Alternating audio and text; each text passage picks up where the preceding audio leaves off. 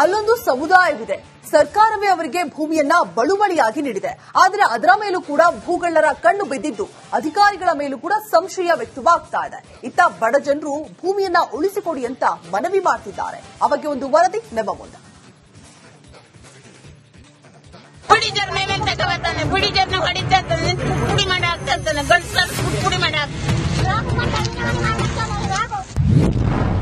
ಬಡವರ ಜಮೀನಿನ ಮೇಲೆ ಭೂಗಳ್ಳರ ಹಾವಳಿ, ಮಣ್ಣು ಸುರಿದು ಮಾರಾಟ ಮಾಡೋ ಹುನ್ನಾರ.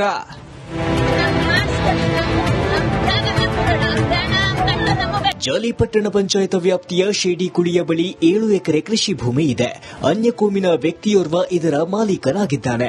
ಅದರಲ್ಲಿ ಗೊಂಡ ಸಮುದಾಯದ ರೈತರಿಗೆ 3 ಎಕರೆ 25 ಗುಂಟೆಯಷ್ಟು ಜಮೀನನ್ನ ಸರ್ಕಾರ ಇಲ್ಲಿನ ರೈತರಿಗೆ ಮಂಜೂರು ಮಾಡಿತ್ತು. ಇನ್ನುಳಿದ 4 ಎಕರೆ ಭೂಮಾಲೀಕನ ಹೆಸರಿನಲ್ಲಿದೆ. ಆದರೆ 3 ವರ್ಷದ ಹಿಂದೆ ತಡೆಗೋಡೆ ಒಡೆದಿದ್ದರಿಂದ ಮಳೆ ನೀರು ಜಮೀನಿಗೆ ನುಗ್ಗುತ್ತಿತ್ತು. ಗೊಂಡ ಸಮುದಾಯದ ಮುಖಂಡ ರಾಘು ಎಂಬಾತನಿಗೆ ವಿಷಯ ತಿಳಿಸಿದ್ರು. ಆದರೆ ಆತ ಕಾಮಗಾರಿ ಮಾಡಿಸಿಕೊಡುತ್ತೇನೆಂದು ಹೇಳಿ ಹೋಗಿದ್ದಾನೆ. ಆದರೆ ಈಗ ಜಮೀನಿಗೆ ಕೆಂಪು ಮಣ್ಣು ಹಾಕಿ ತಮಗೆ ದೋಖಾ ಮಾಡುವ ಪ್ರಯತ್ನ ನಡೆದಿದೆ ಎಂದು ಸ್ಥಳೀಯರು ಆಕ್ರೋಶ ವ್ಯಕ್ತಪಡಿಸಿದ್ದಾರೆ.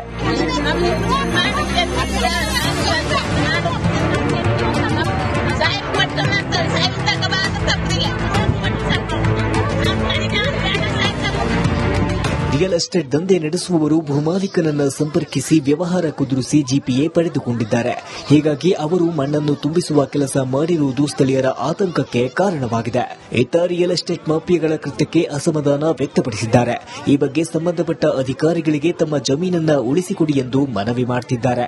ಸಹಿ ತಗೊಂಡು ಜಾಗ ದರೋಡೆ ಮಾಡ್ತಿದ್ದಾರೆ. ಇಲ್ಲಿ ಅದು ಯಾರಂತ ಅನುಮತಿ ನಮಗೆ ಇಲ್ಲಿ ಜಾಗ ದರೋಡೆ ಕೊಡುವಂತ ಮಾಡ್ಬೇಕು. ನೀವು ಕಬ್ಬು, ಭತ್ತ, ರಾಗಿ, ಜೋಳ ಇದನ್ನೆಲ್ಲ ಮಾಡ್ತಿದೀವಿ. ಯಾರೋ ಬಂದು ಇಲ್ಲಿ ಮಣ್ಣು ಹಾಕಿ ಇದು ಮಾಡ್ತಿದ್ದಾರೆ. ಯಾರೋ ತಪ್ಪು ಸ್ಟೇಟ್ಮೆಂಟ್ ತಗೊಂಡು ಹೋಗಿದ್ದಾರೆ. ಹೊಳೆ ಕಂಠ ಸರಿ ಮಾಡ್ಕೊಡ್ತೀನಿ ಅಂತ ಅವ್ರೇನೋ ಬೇರೆ ತರ ಮಾಡಿದ್ದಾರೆ.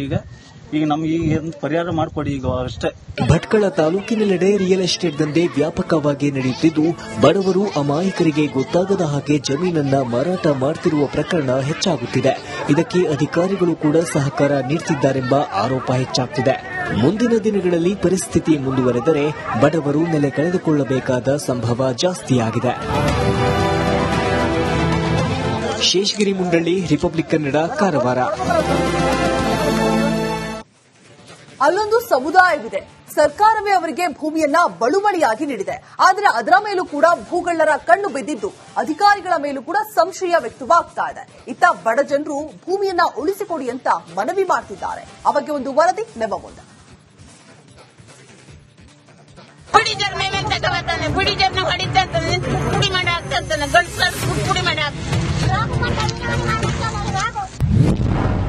ಬಡವರ ಜಮೀನಿನ ಮೇಲೆ ಭೂಗಳ್ಳರ ಹಾವಳಿ, ಮಣ್ಣು ಸುರಿದು ಮಾರಾಟ ಮಾಡೋ ಹುನ್ನಾರ.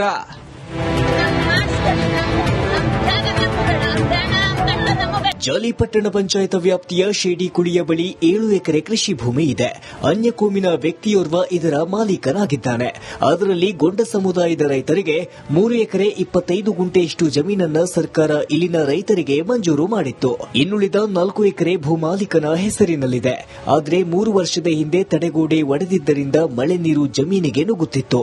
ಗೊಂಡ ಸಮುದಾಯದ ಮುಖಂಡ ರಾಘು ಎಂಬಾತನಿಗೆ ವಿಷಯ ತಿಳಿಸಿದ್ರು. ಆದರೆ ಆತ ಕಾಮಗಾರಿ ಮಾಡಿಸಿಕೊಡುತ್ತೇನೆಂದು ಹೇಳಿ ಹೋಗಿದ್ದಾನೆ. ಆದರೆ ಈಗ ಜಮೀನಿಗೆ ಕೆಂಪು ಮಣ್ಣು ಹಾಕಿ ತಮಗೆ ದೋಖಾ ಮಾಡುವ ಪ್ರಯತ್ನ ನಡೆದಿದೆ ಎಂದು ಸ್ಥಳೀಯರು ಆಕ್ರೋಶ ವ್ಯಕ್ತಪಡಿಸಿದ್ದಾರೆ.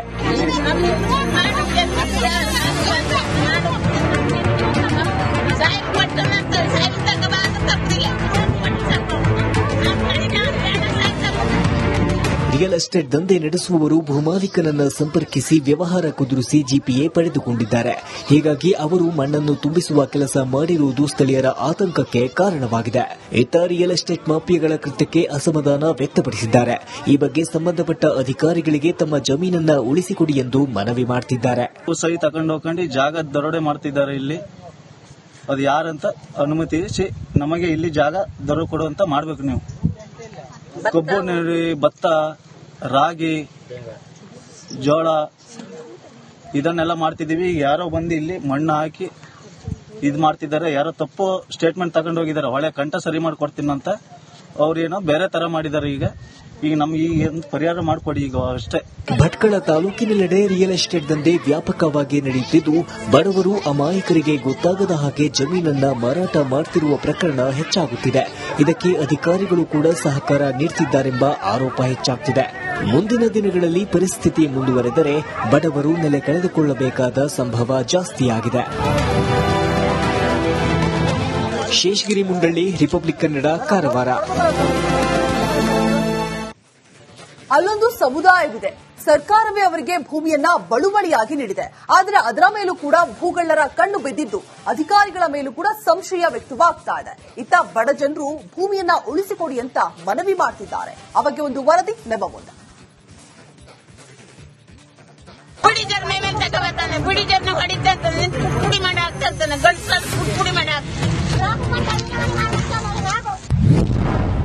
ಬಡವರ ಜಮೀನಿನ ಮೇಲೆ ಭೂಗಳ್ಳರ ಹಾವಳಿ, ಮಣ್ಣು ಸುರಿದು ಮಾರಾಟ ಮಾಡೋ ಹುನ್ನಾರ.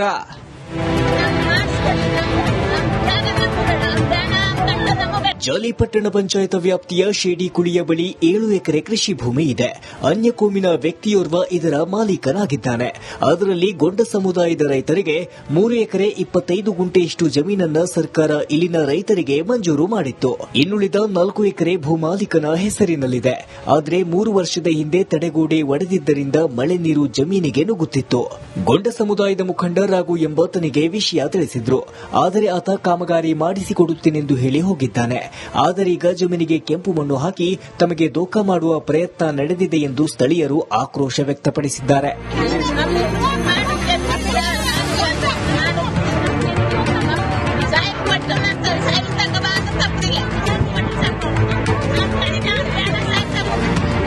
ರಿಯಲ್ ಎಸ್ಟೇಟ್ ದಂಧೆ ನಡೆಸುವವರು ಭೂಮಾಲೀಕನನ್ನ ಸಂಪರ್ಕಿಸಿ ವ್ಯವಹಾರ ಕುದುರಿಸಿ ಜಿಪಿಎ ಪಡೆದುಕೊಂಡಿದ್ದಾರೆ.